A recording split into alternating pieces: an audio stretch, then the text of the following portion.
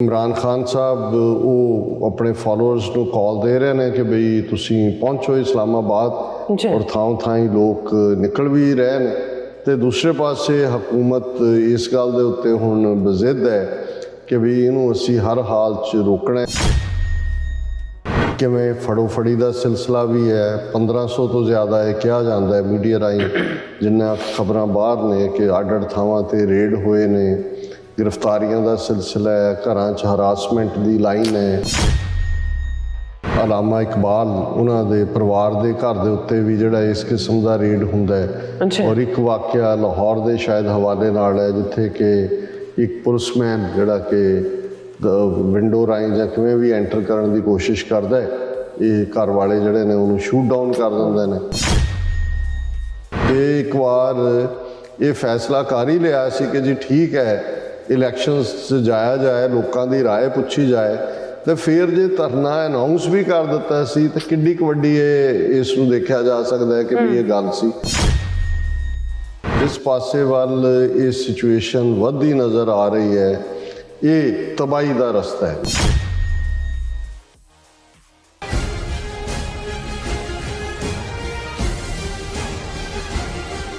Viewers welcome back on program. So viewers गलबात करांगे पाकिस्तान के हवाले नाल कि पाकिस्तान की जिहड़ी अंदरूनी हालत भारी टकराव वल वध रही है जो कि फिक्रमंदी वाली गल है।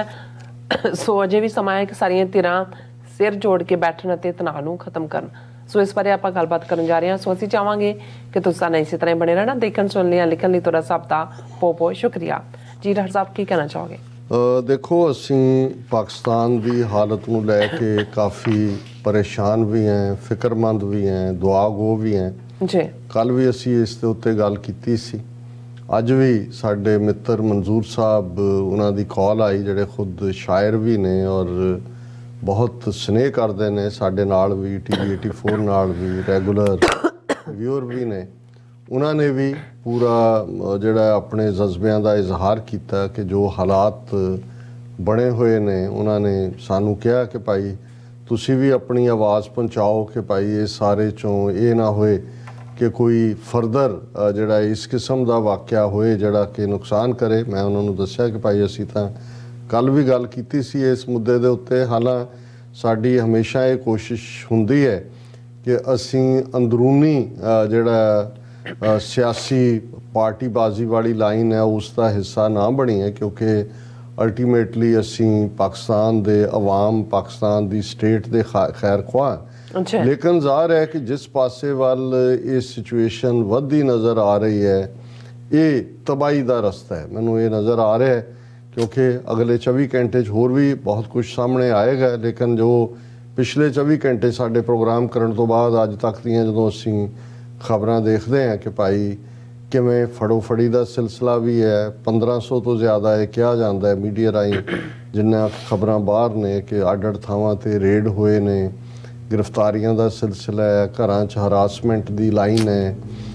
अलामा इकबाल उन्होंने परिवार के घर के उत्ते भी जोड़ा इस किस्म का रेड होंदा है और एक वाकया लाहौर के शायद हवाले नाल है जिथे कि एक पुलिसमैन जोड़ा कि विंडो राही जां किवें भी एंटर करने की कोशिश करता है ये घर वाले जोड़े ने उन्होंने शूट डाउन कर देंदे ने और ये सारा माहौल और एक पासे इमरान खान साहब वो अपने फॉलोअर्स को कॉल दे रहे हैं कि बई तुसी पहुँचो इस्लामाबाद और थां थां लोग निकल भी रहे हैं तो दूसरे पासे हकूमत इस गल दे उत्ते हुण बजिद है कि भी इनू असी हर हाल च रोकना है इस मार्च नूं इस्लामाबाद पहुँचन नहीं देना। हालां जिवें असी कल भी गल कीती सी भी गल तां एक नुकते दी सी कि भाई जदों इस किस्म दे किसी समाज दे विच इंतशार दा माहौल पैदा हुंदा है तो फिर तरीका लोकां दी जे असी उहनूं जमहूरीयत कहंदे हैं जां लोकतंत्र कहा जांदा है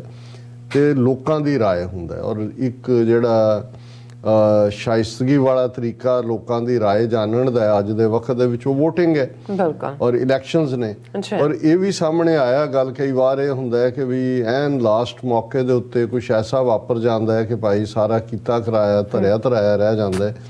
ऐसियां खबरां भी ने कि ईवन नवाज शरीफ जिहड़े इंग्लैंड च बैठे ने वड्डे भरा ने शहबाज शरीफ ते उन्हां दी हुकूमत और जिहड़ी विचाले ਕੰਸਾਈਲ ਕਰਨ ਦੀ ਜਾਂ ਰੀਕਨਸਾਈਲ ਕਰਨ ਵਾਲੀ ਧਿਰ ਹੈ, ਜ਼ਾਹਰ ਹੈ ਐਸਟੈਬਲਿਸ਼ਮੈਂਟ ਹੋਏਗੀ, ਫੌਜ ਹੋਏਗੀ। ਅੱਛਾ, ਉਹਨਾਂ ਨੇ ਆਲਮੋਸਟ ਗੱਲ ਕਰ ਦਿੱਤੀ ਸੀ ਕਿ ਭਾਈ ਜਿਹੜੀ ਇਹ ਇਲੈਕਸ਼ਨਸ ਹੋਣਗੀਆਂ, ਪਰ ਉਹ 2 ਦਿਨ ਦਾ ਸ਼ਾਇਦ ਵਕਤ ਹੋਰ ਮੰਗ ਰਹੇ ਸੀ। ਔਰ ਇਹ ਜਿਹੜੇ ਨੇ ਪਿਸ਼ਾਵਰ ਦੇ ਜਲਸੇ 'ਚ ਸਨ ਇਮਰਾਨ ਖਾਨ, ਔਰ ਐਸਾ ਆ ਰਿਹਾ ਕਿ ਸ਼ਾਹ ਮਹਿਮੂਦ ਕੁਰੈਸ਼ੀ ਜਿਹੜੇ ਫੋਰਨ ਮਿਨਿਸਟਰ ਸੀ ਉਹਨਾਂ ਦੀ ਹਕੂਮਤ ਦੇ ਵਿੱਚ, ਉਹਨਾਂ ਨੂੰ ਉਹ ਫੋਨ ਆ ਰਿਹਾ ਸੀ, ਉਹ ਇਮਰਾਨ ਖਾਨ ਨਾਲ ਗੱਲ ਕਰਨਾ ਚਾਹੁੰਦੇ ਸੀ, ਜਿਹੜੀ ਵੀ ਧਿਰ ਵਿਚਾਲੇ ਕਰ ਰਹੇ ਨੇ, ਤੇ ਉਹ ਉਹਨਾਂ ਨੂੰ ਕਹਿ ਰਹੇ ਸੀ ਵੀ ਬੰਦ ਕਰੋ ਇਹਨੂੰ। ਔਰ ਉੱਥੇ ਉਹਨਾਂ ਨੇ ਆਪਣੇ ਧਰਨੇ ਦਾ ਜਿਹੜਾ ਹੈ ਉਹ ਐਲਾਨ ਕਰ ਦਿੱਤਾ ਡੇਟ। ਔਰ ਜਦੋਂ ਇੱਕ ਵਾਰੀ ਹੋ ਗਿਆ, ਫਿਰ ਜਿਹੜੀਆਂ ਸਰਕਾਰੀ ਧਿਰਾਂ ਨੇ ਉਹਨਾਂ ਨੂੰ ਲੱਗਾ ਕਿ ਜੀ ਹੁਣ ਸਾਡੀ ਪ੍ਰੈਸਟੀਜ ਦਾ ਸਵਾਲ ਹੈ। ਔਰ ਹਾਲਾਂਕਿ ਮੈਨੂੰ ਇਹ ਲੱਗਦਾ ਹੈ ਕਿ ਵੀ ਜੇ ਇੱਕ ਵਾਰ ਇਹ ਫੈਸਲਾ ਕਰ ਹੀ ਲਿਆ ਸੀ ਕਿ ਜੀ ਠੀਕ ਹੈ ਇਲੈਕਸ਼ਨਸ 'ਚ ਜਾਇਆ ਜਾਏ, ਲੋਕਾਂ ਦੀ ਰਾਏ ਪੁੱਛੀ ਜਾਏ, ਤੇ ਫਿਰ ਜੇ ਧਰਨਾ ਅਨਾਉਂਸ ਵੀ ਕਰ ਦਿੱਤਾ ਸੀ ਤਾਂ ਕਿੱਡੀ ਕੁ ਵੱਡੀ ਇਸ ਨੂੰ ਦੇਖਿਆ ਜਾ ਸਕਦਾ ਹੈ ਕਿ ਵੀ ਇਹ ਗੱਲ ਸੀ। ਜਦੋਂ ਤੁਸੀਂ ਇਹ ਮੰਨ ਹੀ ਗਏ ਕਿ ਭਾਈ ਚਲੋ ਲੋਕਾਂ ਦੀ ਰਾਏ ਲੈਣੀ, ਉਹਦੇ ਨਾਲ ਅਸੀਂ ਜਿਹੜਾ ਸੁਸਾਇਟੀ ਦੇ ਵਿੱਚ ਆਪਸੀ ਖਿੱਚੋਤਾਣ ਹੈ ਉਹ ਘਟ ਸਕਦੀ ਹੈ। ਸੋ ਅਸੀਂ ਇਸ ਸਾਰੇ ਨੂੰ ਜਿਹੜਾ ਹੈ ਉਹ ਫਿਕਰਮੰਦੀ ਦੇ ਨਾਲ ਦੇਖ ਰਹੇ ਹਾਂ। ਅਸੀਂ ਇਹੀ ਆਸ ਕਰਦੇ ਹਾਂ ਕਿ ਇਹ ਸਾਰਾ ਕਿਤੇ ਨਾ ਕਿਤੇ ਇਸ 'ਚ ਕੋਈ ਤਸ਼ੱਦਦ ਨਾ ਆਏ, ਕੋਈ ਇਸ ਕਿਸਮ ਦਾ ਜਾਨੀ ਨੁਕਸਾਨ ਨਾ ਹੋਏ, ਪੀਸਫੁਲ ਅਮਨਮਈ ਤਰੀਕੇ ਦੇ ਨਾਲ, ਤਾਂ ਜਿਹੜਾ ਮੇਰਾ ਖਿਆਲ ਹੈ ਹਰ ਜਮਹੂਰੀਅਤ ਇਹ ਹੱਕ ਵੀ ਦਿੰਦੀ ਹੈ। ਪਰ ਇਸ ਤਰ੍ਹਾਂ ਵੀ ਲੱਗਦਾ ਹੈ ਕਿ ਵੀ ਇਮਰਾਨ ਖਾਨ ਸਾਹਿਬ ਵੀ ਜਦੋਂ ਤੁਸੀਂ ਇੱਕ ਵਾਰ ਇੱਕ ਰਸਤੇ 'ਤੇ ਤੁਰ ਪੈਂਦੇ ਹੋ, ਜਿਹੜਾ ਬਗਾਵਤ ਦਾ ਰਸਤਾ ਹੈ ਜਾਂ ਤਬਦੀਲੀ ਦਾ ਰਸਤਾ ਹੈ, ਜਾਂ ਉਹਨੂੰ ਤੁਸੀਂ ਆਪਣੀ ਜ਼ਬਾਨ 'ਚ ਰੈਵੋਲੂਸ਼ਨ ਕਹਿੰਦੇ ਹੋ, ਉਹਦੀ ਪਰਸੈਪਸ਼ਨ ਕਿਸੇ ਹੋਰ ਦੇ ਮਨ 'ਚ ਡਿਫਰੈਂਟ ਹੋ ਸਕਦੀ ਹੈ। ਪਰ ਫਿਰ ਕਈ ਵਾਰ ਤੁਸੀਂ ਜਿਹੜਾ ਬਰਾਵਾਡੋ ਵਾਲਾ ਪਾਰਟ ਵੀ ਸਾਹਮਣੇ ਆ ਜਾਂਦਾ ਹੈ, ਔਰ ਉੱਥੇ ਤੁਸੀਂ ਫਿਰ ਡਿਸਕ੍ਰਿਸ਼ਨ ਨਹੀਂ ਇਸਤੇਮਾਲ ਕਰਦੇ। ਮੈਂ ਸਮਝਦਾ ਵੀ ਕਿਸੇ ਵੀ ਜਿਹੜਾ ਬੰਦਾ ਇਮਾਨਦਾਰ ਹੁੰਦਾ ਹੈ ਜਾਂ ਜਿਹੜੇ ਬੰਦੇ 'ਚ ਅੜਨ ਦੀ ਹਿੰਮਤ ਹੁੰਦੀ ਹੈ, ਇਹ ਉਸ ਦੀ ਖੂਬਸੂਰਤੀ ਵੀ ਹੁੰਦੀ ਹੈ, ਉਹਦੀ ਸ਼ਖਸੀਅਤ ਦੀ। ਪਰ ਮੈਂ ਸਮਝਦਾ ਵੀ ਸਿਆਸਤ ਦੇ ਵਿੱਚ ਵੀ ਔਰ ਅਦਰਵਾਈਜ਼ ਵੀ ਹਿਊਮਨ ਡੀਲਿੰਗ 'ਚ ਵੀ ਕਿਤੇ ਨਾ ਕਿਤੇ ਲਚਕੀਲਾਪਨ ਵੀ, ਜੇ ਡੇਟਾਂ ਦੇ ਹਵਾਲੇ ਨਾਲ ਹੀ ਸੀ, ਜੇ ਤੁਹਾਨੂੰ ਜੇ ਇਧਰੋਂ ਵੀ ਦੇਖੀਏ ਕਿ ਭਾਈ ਜੇ ਮੈਸੇਜ ਹੈ ਹੀ ਹੈ ਤਾਂ ਕੋਈ ਗੱਲ ਨਹੀਂ ਹੈ, ਜੇ ਨਹੀਂ ਹੁੰਦਾ ਤਾਂ ਉਹ ਝੂਠੇ ਪੈਂਦੇ ਨੇ। ਪਰ ਇਸ ਸਾਰੇ 'ਚ ਮੈਨੂੰ ਇਹ ਲੱਗਦਾ ਕਿ ਵੀ ਇਹ ਮਾਮਲਾ ਅਨਾਂ ਦਾ ਬਣਦਾ ਜਾਂਦਾ ਹੈ, ਹਉਮੈ ਦਾ ਬਣਦਾ ਜਾਂਦਾ ਹੈ।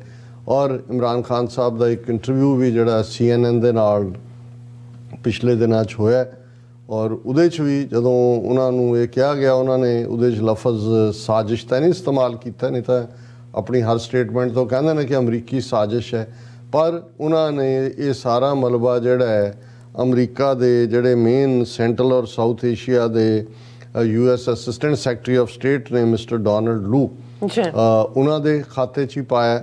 ਔਰ ਉਹਦਾ ਹੈਡਲਾਈਨ ਹੀ ਇਹ ਹੈ ਕਿ ਵੀ ਇਹਨੂੰ ਸੈਕ ਕਰੇ America. Imran Khan calls for US diplomat Donald लू sacking over his sheer ignorance, bad manners, ਕਿ ਵੀ ਇਗਨੋਰੈਂਟ ਵੀ ਹੈ ਔਰ ਇਹਨੇ ਬੈਡ ਮੈਨਰਸ। ਉਹਨਾਂ ਨੇ ਕਿਹਾ ਕਿ ਵੀ ਉਹਨੇ ਹੀ ਸਾਡੇ ਜਿਹੜਾ ਐਂਬੈਸਡਰ ਸੀ ਵਾਸ਼ਿੰਗਟਨ 'ਚ ਅਸਦ ਮਜੀਦ, ਉਹਨੂੰ ਸੱਦ ਕੇ ਧਮਕਾਇਆ। ਔਰ ਇਹ ਜਿਹੜਾ ਉਹਨਾਂ ਨੇ ਕਿਹਾ ਕਿ ਵੀ ਇਹ ਜਦੋਂ ਅਸਦ ਮਜੀਦ ਨੂੰ ਸੱਦਿਆ ਉਦੋਂ ਅਜੇ ਵੋਟ ਆਫ ਨੋ ਕੌਨਫੀਡੈਂਸ ਵੀ ਪੇਸ਼ ਨਹੀਂ ਸੀ ਹੋਇਆ। ਸੋ ਉਹਨਾਂ ਨੇ ਇਹੀ ਅਗੇਨ ਭਾਵੇਂ ਸਾਜ਼ਿਸ਼ ਲਫ਼ਜ਼ ਨਹੀਂ ਕਿਹਾ ਕਿ ਅਮਰੀਕਾ ਨੇ ਕੀਤੀ, ਪਰ ਉਹਨਾਂ ਦਾ ਇਹੀ ਕਹਿਣਾ ਹੈ ਕਿ ਵੀ ਇਹ ਜੋ ਵੀ ਹੋਇਆ ਇਸ ਦੇ ਬਿਹਾਈਂਡ ਅਮਰੀਕਾ ਹੈ। ਸੋ ਜ਼ਾਹਰ ਹੈ ਕਿ ਵੀ ਜੇ ਜਦੋਂ ਪਾਵਰ 'ਚ ਵਾਪਸ ਆਉਣਗੇ ਇੱਕ ਪਾਰਟ ਤਾਂ ਜ਼ਰੂਰ ਹੋਏਗਾ ਵੀ ਉਹਨਾਂ ਨੇ ਡਿਪਲੋਮੈਟਿਕਲੀ ਨੂੰ ਕਿਵੇਂ ਹੈਂਡਲ ਕਰਨਾ।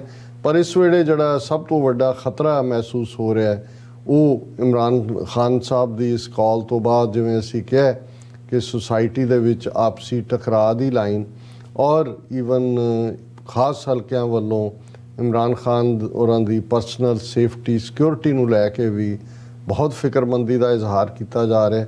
ਸਾਡੇ ਸਾਹਮਣੇ ਜਦੋਂ ਅਸੀਂ ਕੱਲ੍ਹ ਵੀ ਗੱਲ ਕੀਤੀ, ਅੱਜ ਵੀ ਕਰ ਰਹੇ ਹਾਂ, ਅਸੀਂ ਜਿੱਥੇ ਤੱਕ ਸਾਡਾ ਸੁਨੇਹਾ ਪਹੁੰਚ ਸਕਦਾ ਹੈ ਪਹੁੰਚਾਉਣ ਦੀ ਵੀ ਕੋਸ਼ਿਸ਼ ਕਰਦੇ ਹਾਂ। ਪਰ ਸਾਡਾ ਫਿਕਰ ਦੋਵੇਂ ਪਾਸੇ ਹੈ। ਇੱਕ ਪਾਸੇ ਤੇ ਪਾਕਿਸਤਾਨ ਦੀ ਫਾਈਨੈਂਸ਼ੀਅਲ ਸਿਚੁਏਸ਼ਨ ਇਸ ਸਾਰੇ ਦੇ ਵਿੱਚ ਫਰਦਰ ਕਲੈਪਸ ਵੱਲ ਜਾ ਸਕਦੀ ਹੈ, ਔਰ ਉਸ ਦੇ ਨਾਲ ਨਾਲ ਜੇ ਸੁਸਾਇਟੀ ਦੇ ਵਿੱਚ ਆਪਸੀ ਟਕਰਾਅ ਔਰ ਪਾਕਿਸਤਾਨ ਦੀ ਇੱਕੋ ਇੱਕ ਜਿਹੜੀ ਇੰਸਟੀਟਿਊਸ਼ਨ ਆਰਮੀ, ਜਿਸ ਵੱਲ ਅਕਸਰ ਲੋਕ ਜਦੋਂ ਸਿਵਲੀਅਨ ਐਡਮਿਨਿਸਟ੍ਰੇਸ਼ਨ ਫੇਲ ਹੁੰਦੇ ਰਹੇ ਨੇ ਦੇਖਦੇ ਰਹੇ ਨੇ, ਇਹ ਵੀ ਲੱਗ ਰਿਹਾ ਕਿ ਇਸ ਵੇਲੇ ਫੌਜ ਦੇ ਅੰਦਰੂਨੀ ਹਲਕਿਆਂ ਦੇ ਵਿੱਚ ਵੀ ਸੀਨੀਅਰ ਆਫੀਸਰਸ ਔਰ ਜੂਨੀਅਰ ਆਫੀਸਰਸ ਦੇ ਵਿੱਚ ਮਤਭੇਦ ਜਾਂ ਡਿਫਰੈਂਸਿਸ ਨਜ਼ਰ ਆ ਰਹੇ ਨੇ।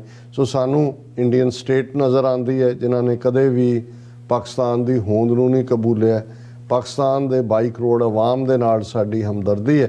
ਜੀ। ਅਸੀਂ ਪਾਕਿਸਤਾਨ ਬਾਰੇ ਦੁਆਗੋ ਹਾਂ ਕਿ ਰੱਬ ਇਸ ਸਾਰੇ ਚੋਂ ਕੱਢੇ ਔਰ ਪਾਕਿਸਤਾਨ ਖੁਸ਼ਹਾਲੀ ਵੱਲ ਔਰ ਇੱਕ ਇਮਾਨਦਾਰ ਸਮਾਜ, ਇੱਕ ਇਮਾਨਦਾਰ ਸਿਸਟਮ ਕ੍ਰੀਏਟ ਕਰਨ ਵੱਲ ਅੱਗੇ ਵਧੇ। ਜੀ ਡਾਕਟਰ ਸਾਹਿਬ ਤੁਹਾਡਾ ਬਹੁਤ ਬਹੁਤ ਸ਼ੁਕਰੀਆ। ਸਵਾਗਤ ਲੈਣਾ ਬ੍ਰੇਕ। ਵਿਊਅਰਸ ਤੁਸੀਂ ਇਸੇ ਤਰ੍ਹਾਂ ਬਣੇ ਰਹਿਣਾ। ਮਿਲਦੇ ਹਾਂ ਛੋਟੇ ਜਿਹੇ ਬ੍ਰੇਕ ਤੋਂ ਬਾਅਦ।